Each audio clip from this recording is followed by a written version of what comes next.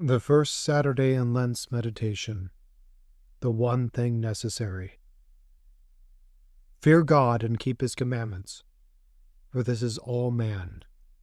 Ecclesiastes chapter 12, verse 13. Young man, you have an immortal soul. This soul is your soul, your only soul. You must save this one immortal soul. It is necessary. We have been placed in this world by the Creator for no other purpose but to serve him. This is our duty of duties, the most urgent, the most uninterrupting. All other duties are subordinate to this. There can be no greater obligation or necessity than that of serving God.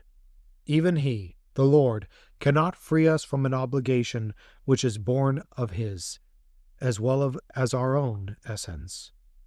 Why, then, O rational creature, are you wholly immersed in worldly affairs?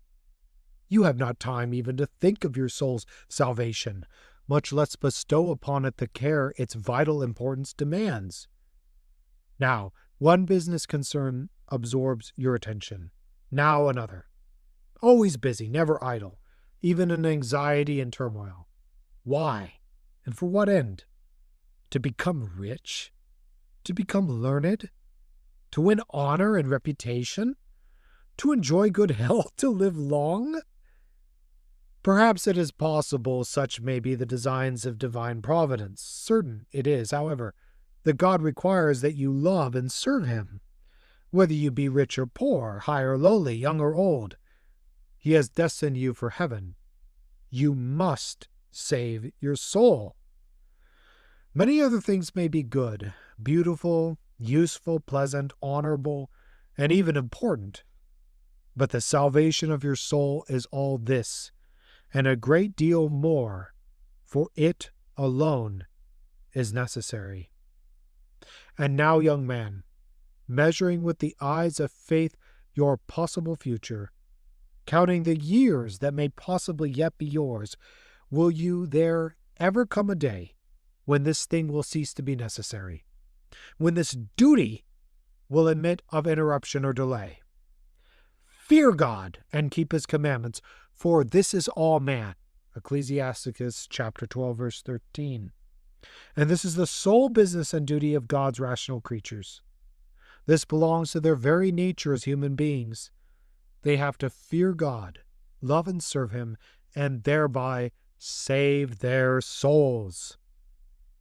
Therefore, lay aside altogether or discreetly moderate your eager aspirations for that which is, after all, of little value, the earthly, the temporal.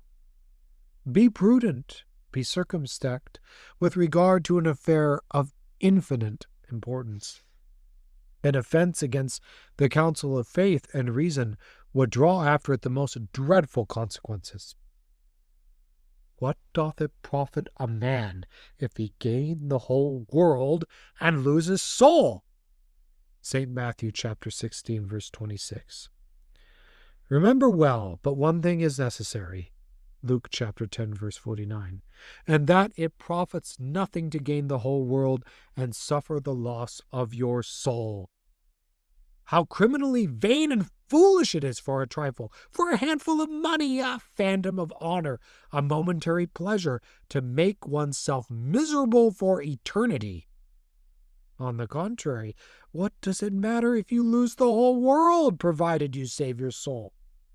An Alexander may rule over kingdoms of the earth and glory in them. A Vanderbilt may amass countless treasures of gold and silver and precious stones. Statesmen may rejoice in fame and unexampled honors. Libertines may revel in the wildest pleasures and the most seductive amusements, whilst you are misunderstood, despised, mocked at, trampled down, deprived of food, clothing, fuel, a sufferer in a hospital, an innocent victim, perchance even in prison. But if all these favored ones, whom the world calls happy, perish, forever in the midst of their riches, honors, and pleasures, whilst you have saved your soul in poverty, suffering, and humiliation, who is best off in the end? He laughs best who laughs last.